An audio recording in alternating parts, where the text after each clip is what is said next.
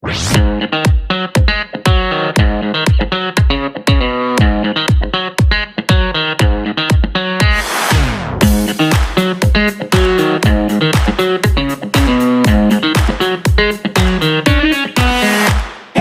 to all the word nerds, the poetry junkies, and the fellow connoisseurs of emotional baggage, welcome back to Wordplay Wednesdays. Today, today we've officially invaded Wiwa's home. And since we're in a safe space, literally in someone's home, we decided to do a little therapy. So today we're talking about how we use art to soothe our souls, how poetry acts as our ultimate coping mechanism when life decides to test our sanity, and how the pieces we write anchor us to significant chapters of our lives.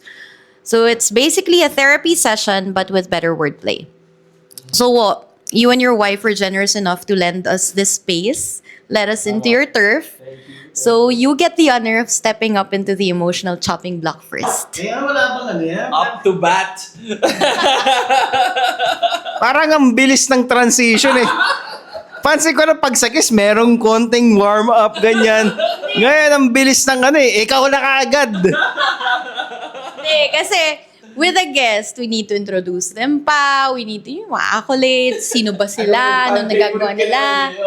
Pero parang no need for introductions na eh. So, go. Actually, that's the goal, right? No need for introduction. No need for introduction. Oh, okay, good point yun. Okay, pakawalan ng mga siraulo. Simulan na natin to. Let the dog loose. Yeah. Simulan na natin to. Okay, so this is a piece. Wala nang intro. Total uso naman ngayong episode to. Okay, eto na naman tayo sa madilim na kwarto. Paghinga manipis, tibok ng puso mabilis. Bawat segundo kalbaryo, rekta hospital na naman ba tayo? Para gumastos na 5 hanggang 10,000 para sa mga lab exam na normal ang resulta. 6 na taon na tayo halos ganito, buwan-buwan. Hindi na tayo bagito. Kailangan ko lang tumayo at matumpok ang chemical friends, ika nga ni Doc. Pero sa ganitong estado, kalaban ko sarili ko. At mas malakas ang bulong ng demonyo. 100% lakas ni Taguro. At sa utak ko, isang ideya lang ang gumagana. Katapusan ko na. Paa at kamay ko pasmado. Malapit na ako maghingalo. Pero sa loob-loob ko, alam ko, lilipas din ito. I may have to depend on my chemical friends, but tonight won't be my end. I'll be okay because tomorrow is another day, and no one will know anyway. It's the curse of my blessing, and I've learned to live with.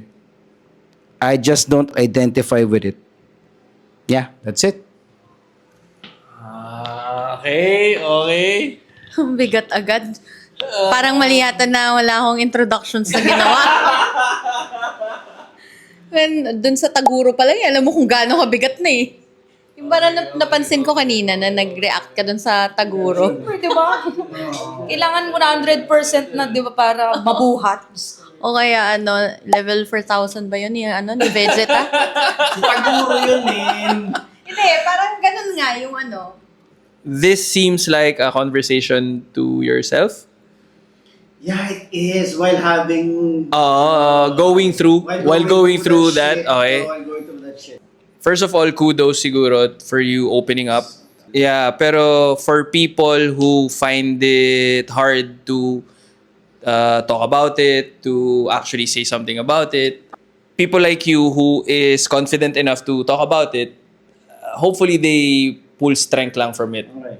Yeah, like, in the first place, I see it as like, yung mga anxiety attacks sa it's just like, for me, it's like, blood pressure na mataas eh. Kailangan mo lang namang, kailangan mo na namang gamutin. It's not a big deal na you're having that.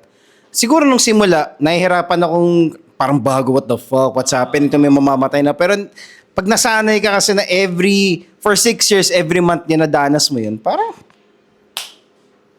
magiging veterans ka din. Parang pag sa basketball. Di ba? Like, bago liga, medyo ninervous ka. Pero at the end of the day, alam mo na yung routine na ganito yung mangyayari, kailangan mo lang to gawin, stick to the plan, everything will be okay. It's not a big deal. And siguro yung mga tao ngayon, like, oh, may anxiety o may depression ako, ganyan-ganyan. Pero at the end of the day, parang hindi mo kailangan mag-define sa buhay mo yun. Tama. Okay. Question. Do you think the availability of information siguro or like the visibility of everybody na is going through hindi siya issue just going through it, mental health, nakatulong ba to? Kasi it seems like you have a hold on to it. Like may control ka over it. So, do you think na being widely discussed yung idea of mental health and yun nga, kung gaano nakabilis ang information ngayon and all that, do you think it helped? Baka it was an issue way back when you were experiencing it na hindi pa ganun ka flourishing siguro yung idea. Siguro the question is, mas mabilis ba siyang ma-accept ngayon dahil because of the availability of this information, or was it the same challenge before or now?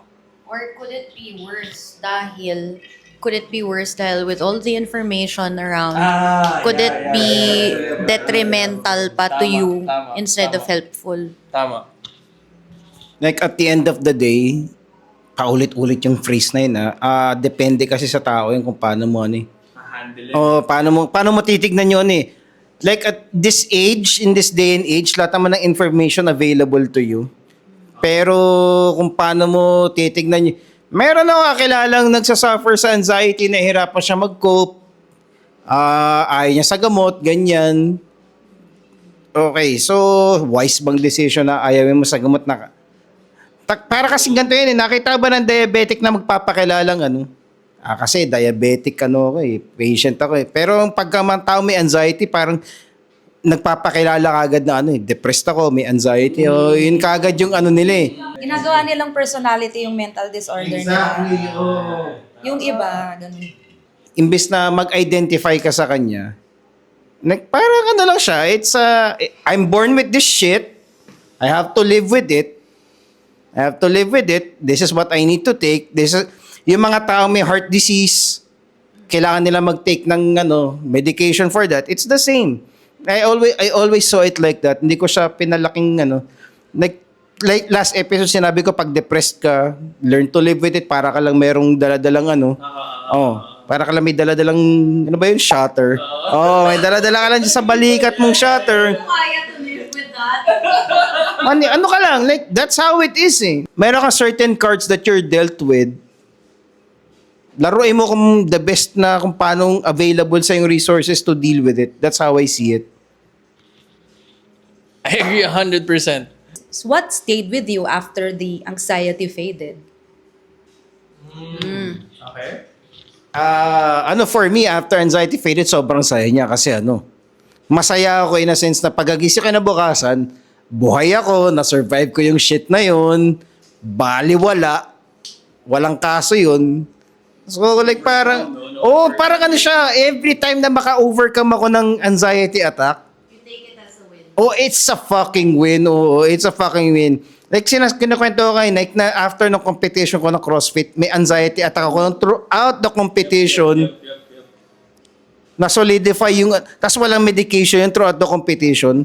Na-solidify talaga yung na kaya naman pala hindi naman pala kailangan Hindi kailangan mag-micro. Kaya naman hindi naman like parang lang din. Dadaanin mo lang din talaga pag nervyoso kang tao tapos nagpakain ka. Yun lang. Pag nagpakain ka, may laking yun. Siguro it's just hard to, hindi naman hard, like, I'm just trying to relate it to people na can't articulate it, can't do something about it. Siguro, for them, taking chemicals is haram. Or like, wala sa... Haram. Tabu. Okay. So para sa kanila, drugs, chemicals na yun, hindi ko naman kailangan ng psychoactive, whatever it is, gano'n, di ba? And wala rin naman silang ginagawa to address the situation. So, tapos sisisihin nila yung scenario nila na kasi depressed ako, ganito, ganun. Pero you're not taking anything, you're not doing anything. So, it becomes an excuse. Okay. But, siguro yun nga, I just wanna double down on the idea na hopefully people will gather strength from other people like you na who is open about it, who can actually break it down to taking this, doing this, and explaining it lang in a certain level So, I guess, is it safe to say na well-balanced yung mental health mo? Wouldn't say well-balanced. It's just that objectively looking at it lang din na kapag may sakit ka ba sa puso, kakain ka ng taba. O kakain ka ng maraming asukal. Hindi, di ba? So, ang gagawin mo, gusto mo pero ba, hindi, di ba? Like, totoo naman yun. Gusto mo pero hindi mo yun gagawin kasi alam mo may kamamatay mo yun. So, kapag alam mo somehow may anxiety disorder ka or something like that, iwas ka sa kape, mag-exercise ka, matutulog ka ng 8 oras sa isang araw, inumin mo yung gamot mo. Kapag ka enlarged heart ka, may heart disease ka, kailangan mo inumin yung gamot mo. Para bang sobrang big deal ngayon ng meron kang depression, meron kang anxiety, ganyan. Hindi naman yun hindi naman siya issue, lang siya, may kulang ka lang na chemical sa utak mo genetically, or environmentally, kung ano man yung dahilan, may kulang ka lang na chemical sa utak mo, kaya siya ganun tumatakbo. Pero kailangan mo lang minom ng gamot. Like, simple as that lang yun. It's a disease. How do you treat a disease? Lifestyle change, tsaka medication. If you can forgo medication, good. It's not strength. It's just like common sense. Just to offer a different perspective, though I agree, it's, for lack of a better word, it's that simple.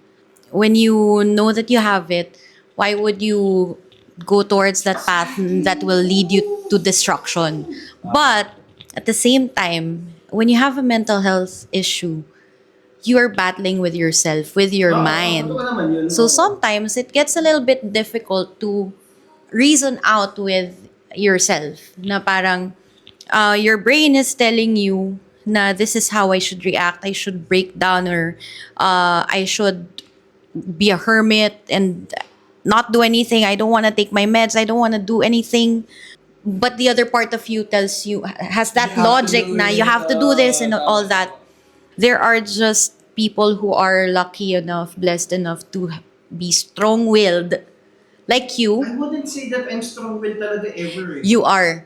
Because there are people na who have, you think na you think na they're strong, that they're going through every day like a breeze, but there are people na who find it hard to battle with their own minds, na even though they know what to do, they can't pull themselves to do it.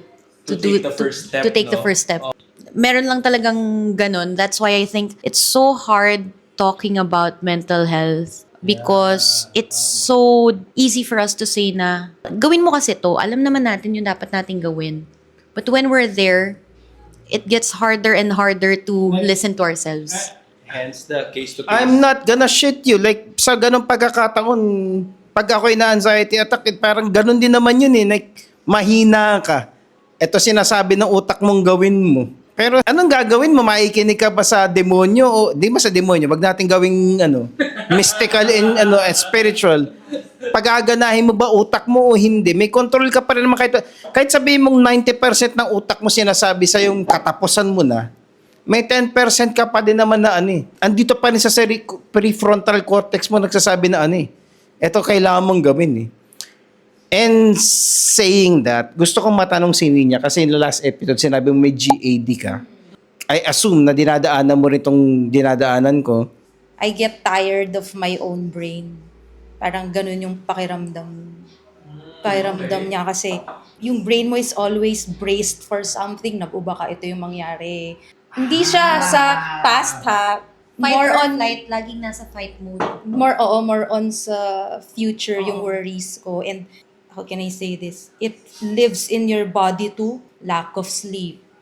Tapos, gigising ka 2 a.m. or 3 a.m.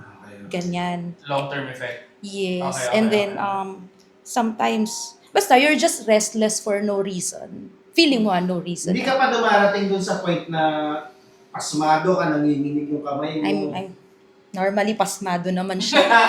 Sipag ko kasi. Pero there's just one time that I was so triggered with the song. Parang after kong marinig yun, talagang, kumahagulhol na ako. And after hearing that, ano yun, Labor ni Paris Paloma. After I heard that, tapos bigla na lang ako naghagulhol, sabi ko, okay, kailangan ko na magpatingin. Kasi parang, bakit ako matitrigger dito? Di ba? Bakit kanta lang to eh? Parang ganun. Yung sa akin, yung after the anxiety, parang, syempre, inisip ko na, bakit ganun? And then, yun yung week na I was like awake at a certain time, 2 a.m., tapos 3 a.m. And then, yun nga, I always say this na, my mind wakes up before my body. Yun. That's why napapagod talaga. Yeah. Napapagod ka sa brain mo. Kaya masasabi na I'm tired sa sarili kong brain. Maganda ngayon, tama si Nike, that everything is almost accessible. Yung sa akin, when I talked with my therapist, online siya. Sa app lang, ganun. Basta konsulta, MD, parang yung mga ganun. Ayun, tapos we just talked about it. Parang, I also mentioned that my mom was bipolar eh. So, ang dami kong exam bukod sa anxiety, meron pang depression, tapos meron pang bipolar. Parang may checklist may doon. assessment pa sila Oo, doon. before kami Yeah. magkita. Ganyan. Yeah. Yeah, parang before they diagnose you talaga, you have May to... battery of tests. Oo, you have to answer a few tests before they actually tell you. Oo. Okay. I was talking to you about this siguro mga last month. Parang ang dinidiscuss ko, I never really had a test to tell me na I am this, I am that. Okay, hindi naman to floating my own boat or what. Pero the whole idea of AA kasi, when it was starting, is therapy eh. Na i-open up mo yung gusto mo sabihin, you come to casa, tapos pag-uusapan mo whatever it is under the sun that you want to discuss. So, hindi ko siya akalain na magmumukha siyang therapy. What I wanted lang was to drink with somebody. Kasi I had issue. Okay, wait lang po. Please don't take that into take it with a grain of salt. The whole idea is I had issues that I want to discuss. And I don't want to talk to a professional. Kasi talking to a professional is parang manhandled ka ng konti, di ba? So, medyo may alangan ako doon. Pero, kudos to the people who accepts the fact na, I think I need help. Me, I felt I can't logic my way out of it eh. Kaya parang, I need help. When it reaches that point na parang, wait, I can't, ang hirap na tulungan sarili ko kasi I don't know how to address this. Okay. So, actually, buti nga nasabi mo yun. AA becoming your therapy. Yeah. Kasi kanina, 4 months therapy. 4 months therapy, isang grande, tapos a couple of chips, ganyan. And good people around to have a good conversation with. Pero, gusto ko itanong sa'yo kanina at saka sa'yo, when you guys were talking a while ago, art is supposed to soothe us. But sometimes, yung editing process can feel like pulling teeth. I'm sure you have a way for you to cope. First question before I ask the actual question is, what is that thing that you do to cope? I mean, of course, let's say you take medications or there's something that your therapist prescribed you to do. But personally, what calms you down? I escape. Tangible dice. Nagdi-D&D ako. Diba? Mas tipist ka. Kasi parang, if I play, D&D, I'm my character. Hindi ako si Nina na mom. Hindi ako yung breadwinner. Hindi ako yung... Yeah. Hindi ako yung sister. Hindi ako yung daughter. Worries Yes. are all... So, Kahit 3 hours of, getting your mind out of somewhere, at least. Diba? May fantasy world kang napuntahan. When you're into a campaign, no, talagang yun lang iisipin mo eh. Hindi mo isipin kung anong gagawin ni Ninya, anong gagawin ni Ninya. No, anong gagawin ng character ko. Ganun. I guess this applies to you. Because you're right eh. So, does the poem flow out naturally? Like, your pieces flow out naturally when you write them? Or do you have to fight yourself for those lines? But, I think I know the answer kasi Matik yung walang 15 minutes ang ginawa ko kanina. Madali lang siya, para ka lang para ka lang nakipag-usap. Exactly. Oh, kasi since experience mo siya, the words flow, bali wala siya. At saka gusto ko lang isagutin yung sinasabi mong tangible. Like, kasi may mga tao sigurong, for the benefit of the people who struggle with the same thing, malaking bagay na you control your diet, don't take too much sugar. If you can, limit your sugar intake. Malaking tulong in limiting sugar intake. As much as possible, don't drink alcohol, even though we're doing that right now. Go to the gym, run, basta physical activity 4 times a week. Get 8 hours of sleep. Yun yung naging routine ko for many years na hindi ako nag-take ng meds na tangible. Sleep, diet, exercise. Makontrol mo yun, you'll be good. Can I just add on to that? Kasi, yun nga, one of the reasons na I didn't find it important or I didn't find it immediate na for me to seek professional help is because active ako that time. Na I had a lot on my mind. Pero sobra active ko noon. Like, I did a lot of things nung time na yun. Like, physical things. Okay, wait. Wait. Okay, active ako noon. Physical things, medyo mali. Puro choice of words. Okay. Hindi na nga ako nag-react. Sorry. Hindi kasi napi-pre-edit ko na kaagad in my mind Okay. I was doing basketball. I was skating a lot. I was doing a lot of cliff jumping nung time na yun. So, I agree with the idea of a routine.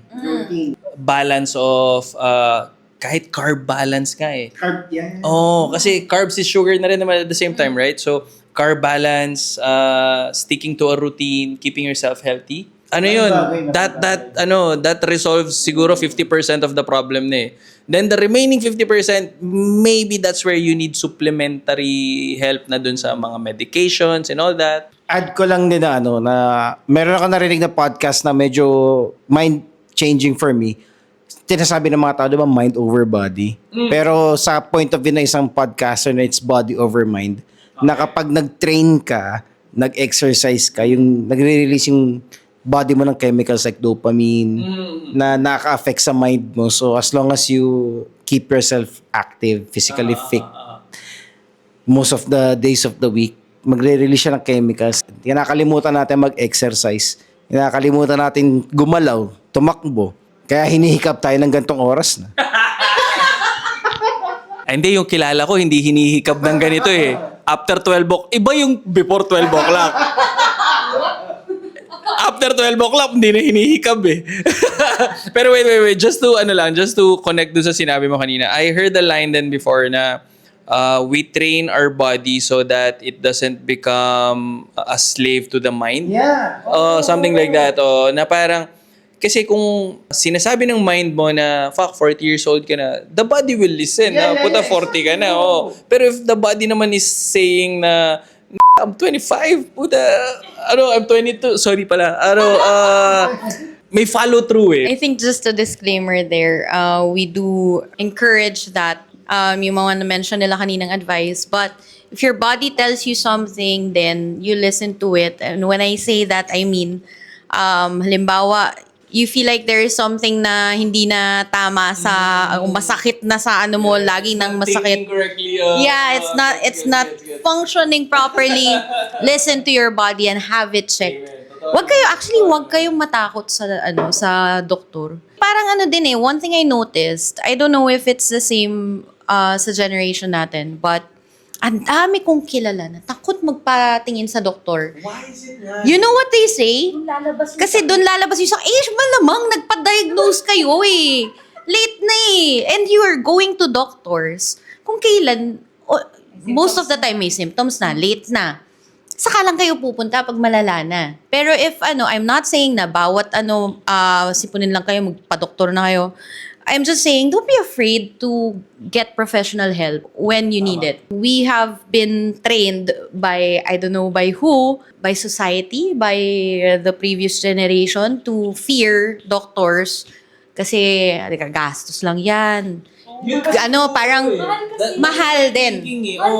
Yeah. Sobrang fucked up ng natin, system natin, na even healthcare is a fucking gold mine, bro. Putang ina, di ba?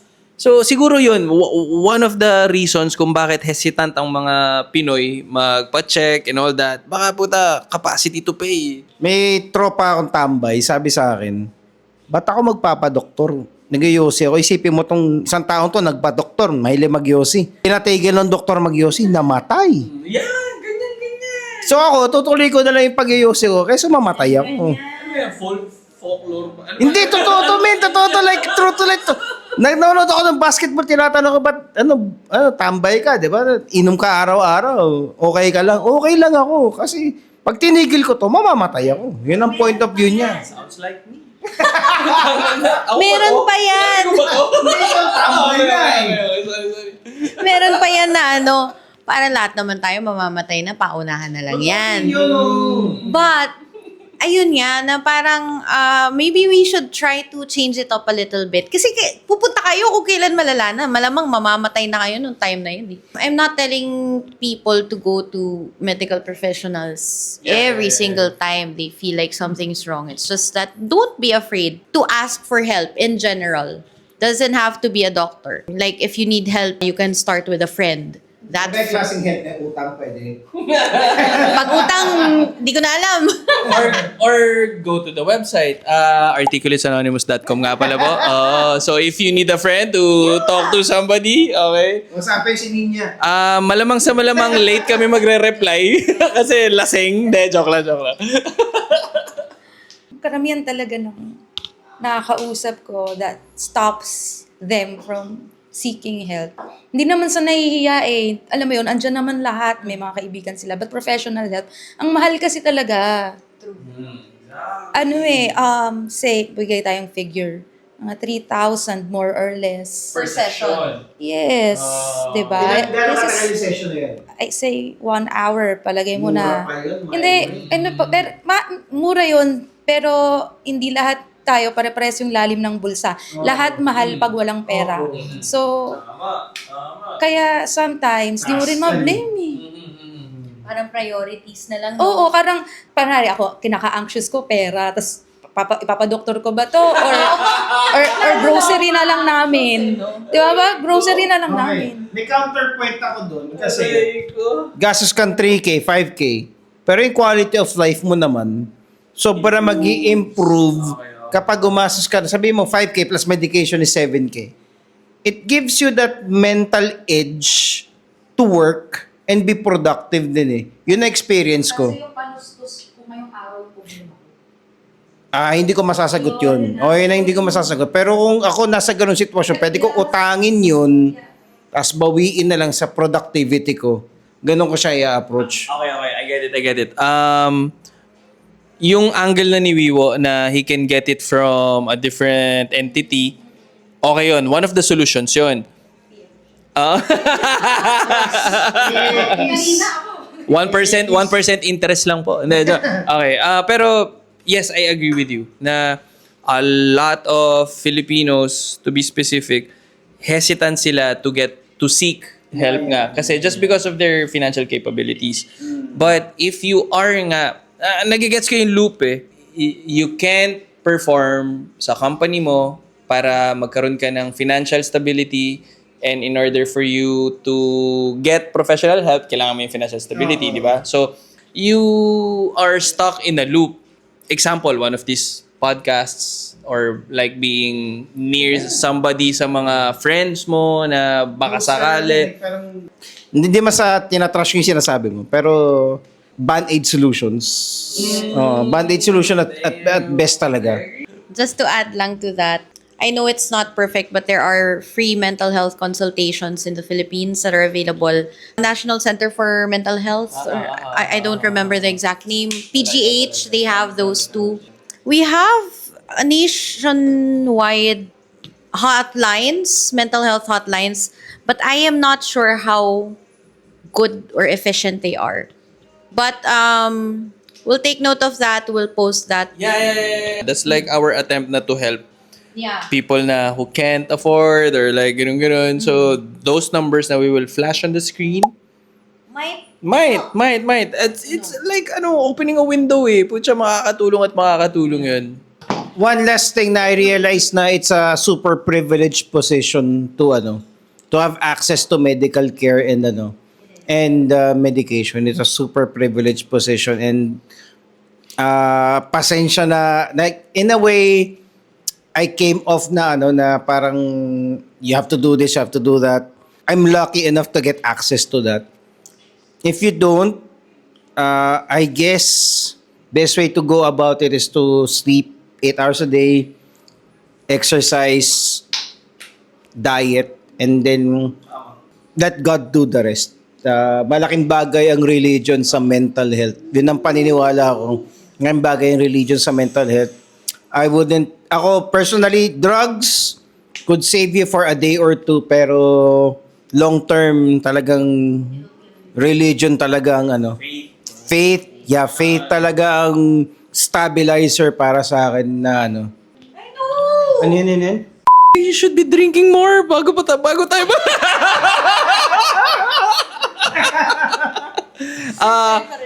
1,000% agree with what you said. We can clip that na. Enough na yun. Tapos na po ang podcast. That's the show. Thank you po, AA all the way. Pero tama. No, that's true. Kasi, I think if you have that foundation, kahit gaano kahirap yung danasin mo, and you will fall.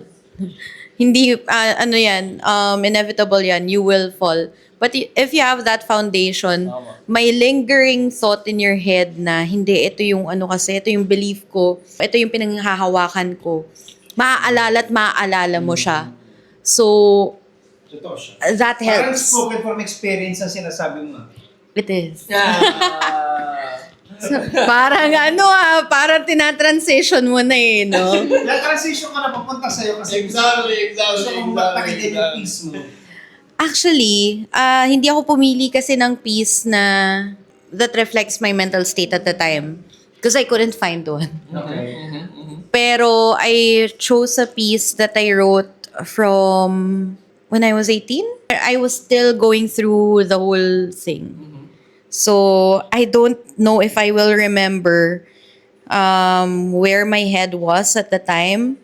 I can also post this, but as you can see, it's like a yellow pad na may mga may mga stains na ganyan. It's very, very old. It's more than a decade old. So this is how I wrote when I was 17 or 18. The title is Second Skin. I will shed this second skin down to the last strip of flesh. Lay bare the first, the raw, the pure, the scarred, the broken, till the next. Though I know this isn't infinite, what we have, what we are, the sublime black hole we've trapped ourselves in is out of this world, so different by far. So lay your skin beside mine as we wrap ourselves in an embrace. Let's travel the universe in our little space. Leave nothing of ourselves, not even a trace. Keep your heart close to mine as our lips linger, oblivious of the world. Touch me with your burning passion. Grasp onto me tight as our tongues curl. Reach for me and hand me the stars. Pull closer the melancholic sky. Let's steal the heavens in this beautiful night, or tease the clouds until they cry. By stripping myself down, I learned a thing or two, and found more of myself by losing myself in you. Damn. So, ganyan ka makatingin. Ako ba tinatanong mo, like, ano? I'm figure out ko kasi if it's a love thing or a mental health thing, kaya ka tinitingnan.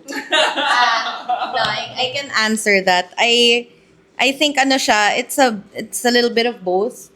It's if I remember correctly, I am going through something difficult, and I'm not saying it's a specific thing.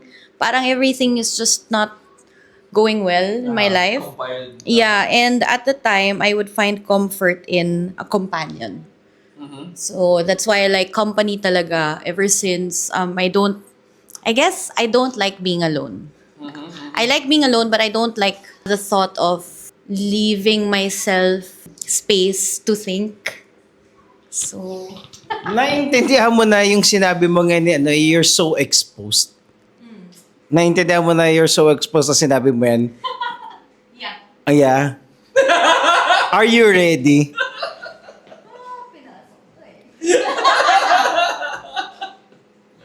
Kaya nga siya, second skin. Second skin eh. Oh. Diba? Pwede ka naman nag-shed din ng skin on your own, pero ready ka ba sa mga susunod na ano? May choice ba ako? Yeah, meron ka namang choice eh. Like, you can evade, you can dodge, you can, you know, ikaw mag-i-edit ito, pwede mong tanggalin yung ano, yung part na mga itatanong sa'yo. Yan lang. Oh. Yala, okay. So, bakit ganun na ano? Na kailangan mo ng kasama, ng companion? Ba't ka naghahanap ng companion? Parang I feel like I am a danger to myself. Dangerous thoughts ko come when I'm alone. At the time, parang if I didn't trust myself that much, na if I decide something on my own, I feel like it will just lead me somewhere else na hindi maganda. Pero, I mean, it's a mix of both naman talaga at the time. Kasi kung sino-sino mga kasama ko rin at noon, parang ang dami ko nang nasamahang mga tao na di naman lahat okay. So, imbes na mapunta ako sa maayos, napunta pa ako sa mali. Pero, I guess I was just scared to sit myself down and think. Hindi, ano siguro, direction through a distraction. I feel that din. Minsan nilulunod ko yung sarili ko sa trabaho if I don't want to answer a specific question sa buhay ko, ganun. So, magiging ano siya, distraction siya. And that distraction is giving me direction na it doesn't mean naman na hindi ko siya sinagot, unresolved siya.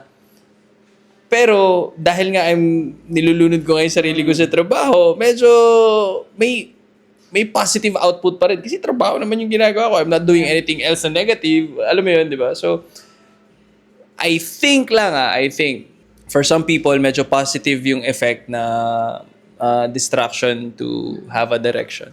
It's gonna be temporary talaga eh. Kasi you are distracting yourself from the actual problem eh. Instead of digging, Oo eh. find the root. Tama. Parang, wait ka lang muna. Ito, tapalan muna natin. Oh, so it is delaying it. But if you need that extra 5 minutes, that extra 1 month, that extra 1 year, if you need that delay lang in order for you to gather yourself, to collect your thoughts, it might help eh. Might.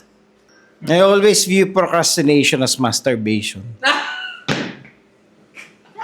Clip that. That's an interesting. I've always view procrastination as masturbation.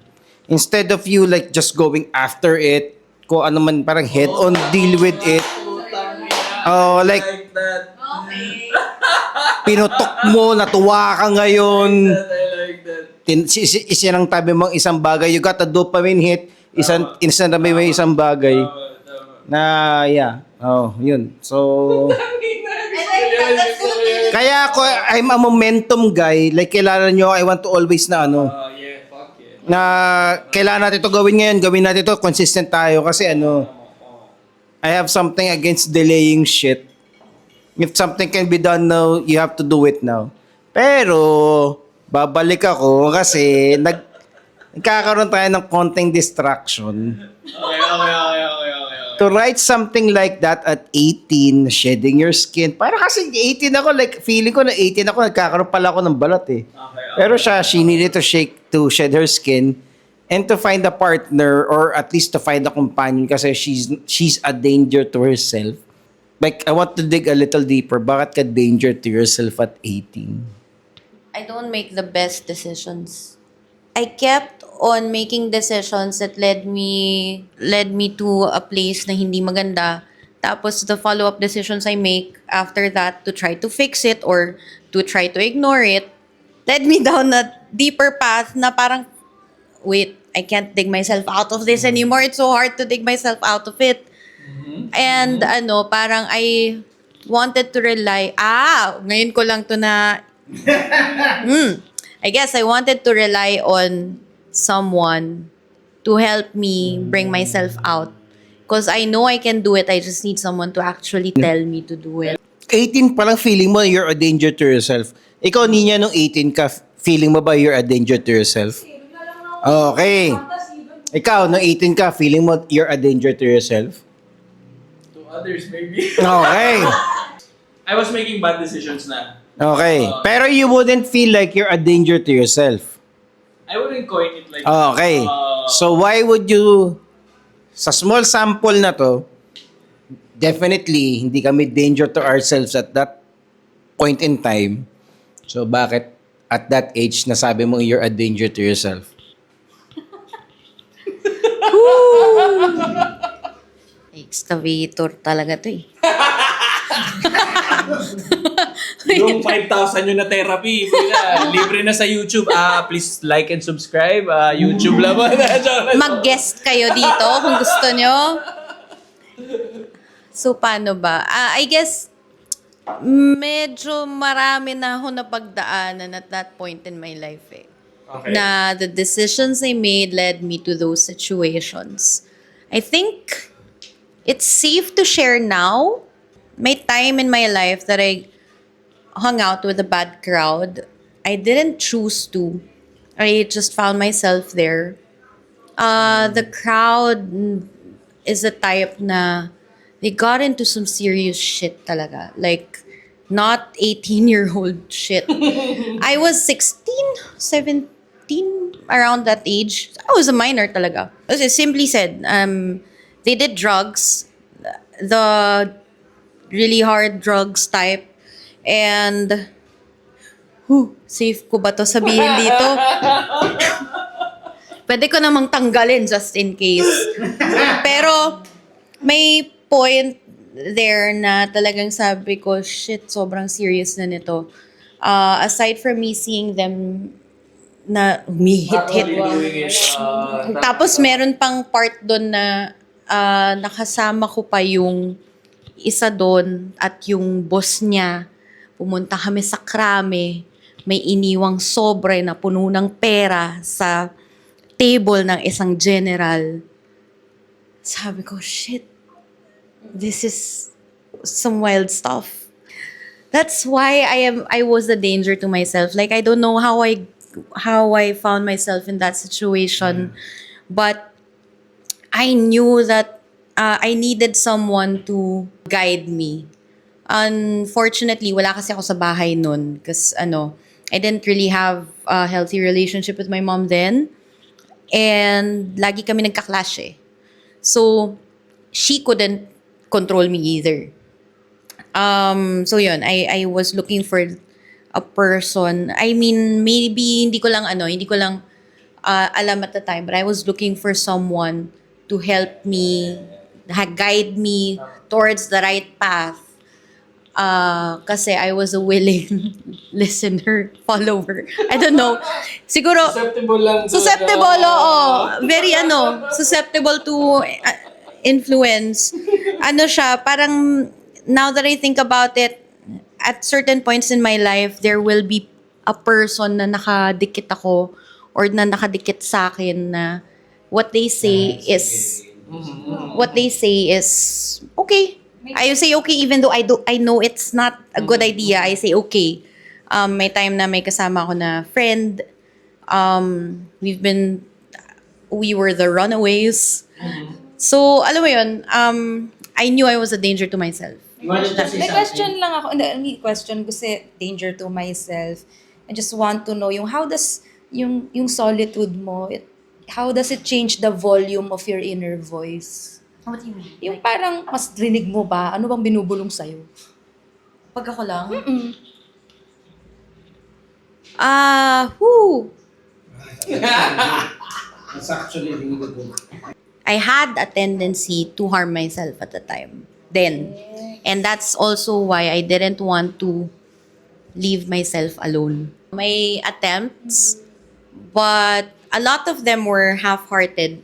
So, alam ko na BS yung ganun. Pero maraming beses na ganun because I just wanted to divert the pain physically.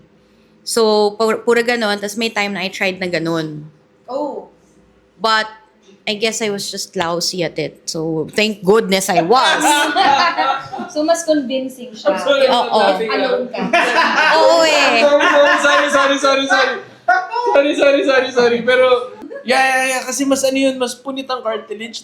No, that's the point. Dinibone ka ng Yeah, actually, that's the point. I knew that this wouldn't me. I knew that this would. Mas savage to eh. Nung time na ganon, I was, my inner demons were talking to me so loud. Convinced ako. Pero buti na lang I was not really good at it. Parang, medyo, I think masyado mababaw, half-hearted pa pala ako noon. So, ayoko na pala. It's evident naman na hindi niya talaga gusto gawin yun. It's a call to call for help. It's a call for help, but at the same time, as young as you were, what was the situation at home for you to do something to that effect? I wasn't going home. I didn't go home for several years. What? Parang, Again, I would hate to cut this short. What was the situation at home? Ba't ayaw mo Oo. so sagutin ni na, ng pilosopo na wala nga ako dun eh. Paano ko malaman? Hindi, joke lang. Hindi. Ayun nga, like I said, my mom and I would clash a lot. There was no father figure. So my mom didn't really know how to balance it out, the role of being a mom and a dad. And I didn't understand then. Na parang ako, lagi ng kontra to sa lahat ng sinasabi ko. Lahat ng gusto ko. And since ako yung panganay, she wanted me to be perfect. Sorry ma. Pero may... may time. Like, just to give some context. Nung bata ako, may time, I got a 99 in school. And I wasn't proud of myself. I was just, okay na to sa akin. And then my mom got mad na parang, ang careless mo naman, isa na lang yan, di mo pa pinerfect. Kamagalala, may mga ganyang nanay talaga. Di ba? Very Asian. 98 na lang, di ba? Actually, Kasi pag 99, parang ang bobo mo naman, isa na lang, di mo pa tinapos. ayun na nga. 98, okay pa, no? 98, Ayun nga, alam mo yung parang sabi ko, sana nag-90 na lang ako. ganun. Tsaka, alam mo yung thought ko nun, pagka 90 ka na, bagsak na yun. Ay, line of 8 ka na, bagsak ka na. 80, bagsak ka na. Line of 8, bagsak ka na. I never thought of it that way. Okay. Naalala ko dati, magpapapirma ako ng mga test paper ko, sisimula ko sa pinakamataas. Hanggang sa pababa na ng pababa, hanggang sa putang ina 75. Siguro mataas na talaga yung standards nung parents na 98. Kaya ngayon, wala akong masyadong believe sa sarili ko when I do well. Exactly the point. Because Effect. the effect. But the thing is, I think kaya lang din nandun yung headspace ni Manon is because she knew I could. And Even masyado so. akong tamad to push myself. Sige, sabihin natin you had that capability to be there. Pero si Einstein naman, like, he was a librarian when he discovered the theory of relativity. It's not about the grades. Anyhow, the point is, ang situation mo at home is high standards that you wanted to meet. Pero unfortunately, you didn't even though you were there. Pero ang tanong ko is, bakit ganun kataas yung standards ng mom mo sa'yo? Siguro kasi even when I don't try, she could see that I could. So she wanted to push me a little more to see kung hanggang saan ko pa kaya. And at the same time kasi, siguro is factor na din yung generation nila. Parang, ito yung mag-aahon sa akin sa hirap. I will give Ganyan, you a breakthrough right now. I feel like yung failure ng mom mo to keep a stable family, it's a projection kung ipinasa sa'yo na hindi mo na-meet kaya nagkaroon ng ganong klaseng exceptionally high standards. Kasi lagi mo sinasabi sa'yo, may imposter syndrome ka. Saan nagkano imposter syndrome? Tangina 99 sabihin sa'yo, hindi pa sapat yun. Talaga magkaka-imposter syndrome ka. Now it makes Oh, now it makes sense. Now it makes Oo. sense. So, what was the question? Kung may magagamit ka ng something tangible, o nababaunin mo kasi I want you to break out of your shell. Okay. Oo. Overcome it ba? Oh. Ano kasi yung while you were talking, naiisip ko yung kids ko eh. Like, how can I raise them differently, correctly? I mean, there's no one correct way to raise kids. But how can I make sure I don't make them inherit any of these issues? I know it's not gonna be perfect, but how can I make sure what they remember about their childhood is that it was a happy one and that they see us, their parents, as their refuge, their safe space? How do I do that? May times na parang, kaya mo pa, naiisip ko na, kaya mo pa bakit hindi mo i-push? Parang sabi ko, wait! Oo parang wait lang. Kaya medyo, minsan kinakalaban ko yung sarili kong utak. Kaya you'll hear me say this a lot na kapag ka may sasabihin na kung point, kukontrahin ko sarili ko kasi ko-consider ko yung isang angle. Ayun, I think more on parenting yung nasa isip ko, how I can make sure that my kids don't grow up. Like, why though? It starts with you. If you want to break generational trauma, it has to start with you. So, yung mindset mo na, how can I do this? I'm betting na yun din ang iniisip ng nanay mo back then na paano niya mabibreak yung generation. Pero at the end of the day, yeah, exactly. Pero kung gusto mo talagang basagin generational trauma, it has to start with you, not with how you treat your kids. Siguro just being open and talking about it. That's already the first step. Yeah, first step. Good first step. Oh. Not the last step. Puta, magandang lateral na yun. Pero I had a similar conversation a few days back. Yung isang mom, meron siyang 2 baby. Malaki na yung baby niya. Yung anak niya na panganay is siya yung nakaramdam nung rage niya talaga. Yung pangalawa niyang anak ang nakaramdam ng care niya naman. Okay. Pero extremes yun. So, connecting it to your mom. Hi, tita. Maulit lang po ako. Ako po yung nagbigay sa inyo ng drink last time. So, she is acting lang on the grounds of what she had at that time. True. Totoo naman talaga yun. So I'm not saving anybody here. Siguro nagkakaroon lang talaga tayo ng revelations and understanding dun sa mga pananaw natin ngayon just because we are at the point of our lives na we can actually question things kasi nandun na tayo sa punto na bakit ba nagka-problema to? May root cause analysis konti di ba? One thing na na-realize ko ngayon lang literally, one cause kung bakit naging ganon yung parenting niya is because there was no one there to guide her. In a way, that trickled down to me din na that's why I needed to find a person to help me, to guide me. This thought first came to mind when I was around in college, 14. Sabi ko, I wanted to have our own house because lagi kaming rent lang. And number 2, I want to have a whole family. I wanted to give them the perfect environment that they deserve. Yung kwento ni Nina, yung mom na may 2 kids. Kami yon nung sister ko. So, no. But we would label, pag nilabel nila yung dalawa, yung parents ko, kunwari, papakilala na nila ako. Parang 8 years apart kami ng sister ko. Ganyan. So sabihin nila, eto, si Nins, kunwari, the experiment and the success. Yun. So kasi talaga, wala naman nag-guide sa parenting eh. So parang kung ano yung, this doesn't work, at least, kunwari, sa sister ko, hindi na nila gagawin. Yung mga mistakes, not mistakes, yung mga hindi, attempts. yung mga hindi masyadong magandang pangmamalakad. Yun. So, kunwari, Mag-agree ka ba sa assessment nila gano'n? oo. I wouldn't. Hindi, wag naman yung experiment. Pero I mean, oo, kasi syempre, they could have done this better. At least, natrato ng tama yung sa kapatid ko. So, kunwari, di ba, kunwari, if strict sila sa ACADS, si Ja, parang, sige, anak, okay lang yan, celebrate pa rin kahit line of 9 lang, gano'n. May lang pa din.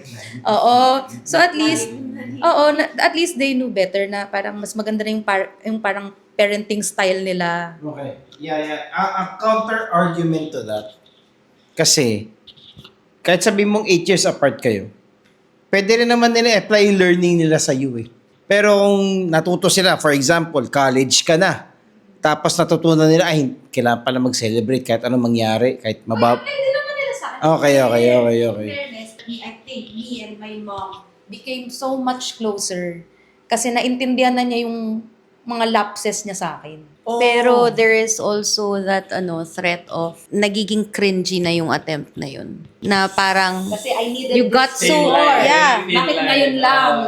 Or parang parang you got so used to this. Tapos biglang ito na, parang, what are you doing? It works kasi two ways. Dapat may conscious effort kayo. If may ginagawa siya, kailangan marunong ka rin kasi mag-receive. Yun, yung So, kung receiving. hindi ka- yes. Laging ganun. Kung How paano would you do that though how would you receive na yung graces na yun in the first place you're not used to it? Diba? Like for example, 99. Nakakuha ka 95, pinuri ka. Like, how does that make sense, diba? How does that make sense? alam kong attempt niya yun para magbago eh. So, parang bibigyan ko din siya ng, ano yung tamang term? Benefit of the doubt? Hindi, yung parang konting leeway na, tinatry ng mom ko. Kasi nga, conscious effort niya yun, kailangan ako din na, It's very mature of you. That's how you do it. kasi parang, process even kunwari, ay, gusto ko maging close kay mom. So, syempre, TV lang, di ba, yung mga arirang Korean novela, gano'n. Wala, hindi ko papalitan yung channel na gusto ko. Hindi ako magka-Cartoon Network. Hindi ako manonood ng Mordecai and Rigby. Manonood din ako ng kanya. Effortan nyo din kasi. Hindi lang pwedeng, yung One nanay way. mo lang na parang, porket yung nanay ko lang yung nagkulang sa akin. Kailangan ikaw lang yung bumawi. Hindi. Siguro kudos din sa parents mo, sa mom mo, na open up niya yung idea, na discuss niya sa'yo na, baby, I'm just going through this also, inaalam ko lang din to, pasensya ka na, minsan pitikan kita, ganun. With the whole idea of, if you can articulately explain yourself, ma-explain mo talaga kasi yung what are you going through. Ito ang nararamdaman ko, hindi ko alam kung paano susolusyonan to, but I'm opening it up with you. Hopefully you get it. Siguro, if for anything lang na baka merong effect, nag-mature ka lang ng maaga.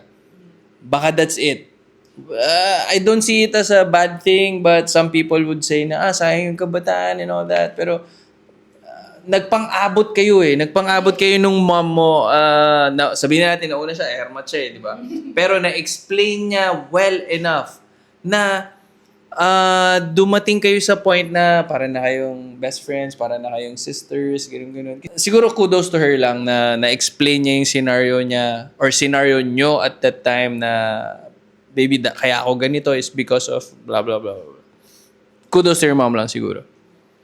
Tita, magandang gabi po. Sana namang realization ngayon lang.